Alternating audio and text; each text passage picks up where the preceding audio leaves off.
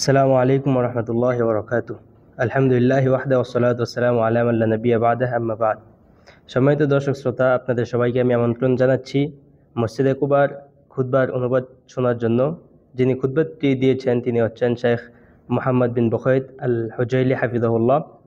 তিনি যে বিষয়টি নিয়ে আলোচনা করেছেন সেটি হচ্ছে যে একটি অর্থনীতির একটা বিষয় নিয়ে ইসলামের মধ্যে, সেটি হচ্ছে যে ঋণ আদান প্রদান করা এর ফজিলত এবং গুরুত্ব নিয়ে।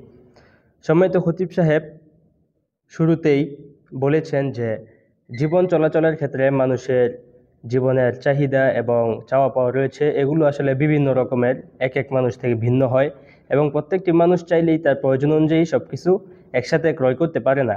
এজন্যই ইসলাম একটি সমাধান দিয়েছে সেটি হচ্ছে যে ঋণ আদান প্রদান করা। এর ফলে যে ঋণ দিচ্ছে সে উপকৃত হয় সওয়াবের মাধ্যমে, এবং যে ঋণ গ্রহণ করছে সে তার প্রয়োজন পূরণের মাধ্যমে তার জীবনটাকে চালিয়ে নিতে পারে। উনি এর ফজিলত সম্পর্কে হাদিস থেকে কয়েকটি নস নিয়ে এসেছেন। প্রথমে রাসূলুল্লাহ সাল্লাল্লাহু আলাইহি ওয়াসাল্লাম বলেছেন যে মান নাফাসা আন মুমিন কুরবাতাম মিন কুরাবি দুনিয়া নাফাসাল্লাহু আনহু কুরবাতাম মিন কুরাবি ইয়াউমিল কিয়ামা। অর্থাৎ যে ব্যক্তি নাকি কোনো মুমিন থেকে দুনিয়ার কোনো চিন্তা ভাবনা দূর করে, আল্লাহ তাআলা কিয়ামতের দিন তার থেকে চিন্তা ভাবনা দূর করবেন। এছাড়াও রাসূলুল্লাহ সাল্লাল্লাহু আলাইহি ওয়াসাল্লাম বলেছেন যে একজন বান্দার সহযোগিতায় আরেক বান্দা যতক্ষণ থাকে, আল্লাহ তাআলা ততক্ষণ তাকে সহযোগিতা করতে থাকেন। সুবহানাল্লাহ।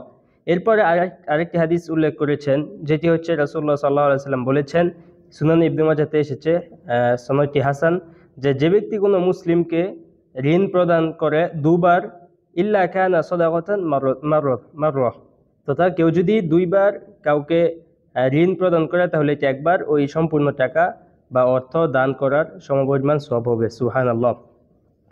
এরপর আল্লাহ রাব্বুল আলামিন তো বলেছেনই যে মান দাল্লাযী ইউকরিদুল্লাহ করদান হাসানান ফায়ুদাইফাহু লাহু, তথা যে ব্যক্তি নাকি আল্লাহ তাআলাকে ঋণ প্রদান করবে আল্লাহ তাআলা তাকে বাড়িয়ে দিবেন, অর্থাৎ আল্লাহ তাআলা তার সওয়াব প্রতিদানকে বিশাল করে দিবেন।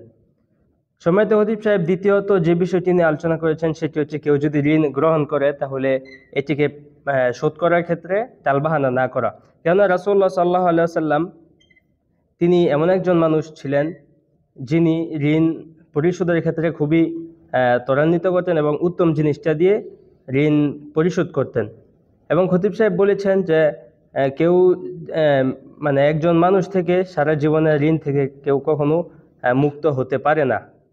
জীবনে কখনো না কখনো সময় অবশ্যই তাকে ঋণ গ্রহণ করতে হয়। তাই তার উচিত হচ্ছে ঋণ গ্রহণ করলে সেটাকে পূরণ করার ক্ষেত্রে ত্বরান্বিত করা। রাসূলুল্লাহ সাল্লাল্লাহু আলাইহি ওয়াসাল্লামের একটি দৃষ্টান্ত নিয়ে এসেছেন, যেটি সহিহ মুসলিম এসেছে, আবু হুরায়রা রাদিয়াল্লাহু আনহু থেকে বর্ণিত। রাসূলুল্লাহ সাল্লাল্লাহু আলাইহি ওয়াসাল্লাম একবার একটি পশু ধার নিয়েছিলেন, অতঃপর উনি ফেরত দেওয়ার সময় তার থেকে উত্তম বয়সের যেই পশু সেটি ফেরত দিয়েছিলেন, এবং তিনি বলেছেন যে তোমাদের মধ্যে সর্বোত্তম সেই যে নাকি ঋণ পরিশোধের ক্ষেত্রে সৌন্দর্যমণ্ডিত করে তথা ভালোভাবে ঋণ পরিশোধ করে। সম্মানিত খতিব সাহেব এরপর বলেছেন যে এই ঋণ পরিশোধ না করলে কিয়ামতের দিন অথবা মৃত্যুর পরে যে অবস্থা হয় ওই বিষয়টি নিয়ে, যেটি সালামা বিন আকওয়া রাদিয়াল্লাহু আনহু থেকে বর্ণিত হয়েছে যে রাসূলুল্লাহ সাল্লাল্লাহু আলাইহি ওয়াসাল্লাম এর নিকট প্রথম একটি জানাজা নিয়ে আসা হলো যার উপর ঋণ ছিল। উনি বলছেন যে ঋণ ছিল না। রাসূলুল্লাহ সাল্লাল্লাহু আলাইহি ওয়াসাল্লাম বলছেন যে তার কি ঋণ আছে? বলা হলো যে না, নেই। তখন রাসূলুল্লাহ সাল্লাল্লাহু আলাইহি ওয়াসাল্লাম নামাজ পড়লেন। তারপর আবার দ্বিতীয় একটি আনা হলো যে তার উপর ঋণ আছে কিনা। তখন ব্যক্তিরা বলল যে হ্যাঁ আছে। তখন বলল যে তার কি পূরণ করার মতো কেউ আছে? তখন বললেন যে হ্যাঁ, পূরণ করার মতো অর্থ আছে। তখন রাসূলুল্লাহ সাল্লাল্লাহু আলাইহি ওয়াসাল্লাম তার উপর জানাজা সালাত আদায় করলেন। তৃতীয়ত আরেক ব্যক্তি আনা হলো যার উপর ঋণ ছিল কিন্তু পূরণ করার মতো কিছু ছিল না। রাসূলুল্লাহ সাল্লাল্লাহু আলাইহি ওয়াসাল্লাম বললেন যে তোমরা তোমাদের ভাইয়ের উপর জানাজার নামাজ পড়ে নাও। তখন আবু কাতাদা রাদিয়াল্লাহু আনহু বলছেন যে আমি ওর ঋণ পরিশোধের দায়িত্ব নিলাম। তখন রাসূলুল্লাহ সাল্লাল্লাহু আলাইহি ওয়াসাল্লাম ওই ব্যক্তির জানাজার সালাত আদায় করলেন। এ থেকে বোঝা যায় যে ঋণের বিষয়টা ইসলামে কত গুরুত্ব প্রদান করেছে এবং এটিকে টালবাহানা না করার যে গুরুত্ব রয়েছে এবং তাড়াতাড়ি পরিশোধ করার যে উৎসাহ দেওয়া হয়েছে।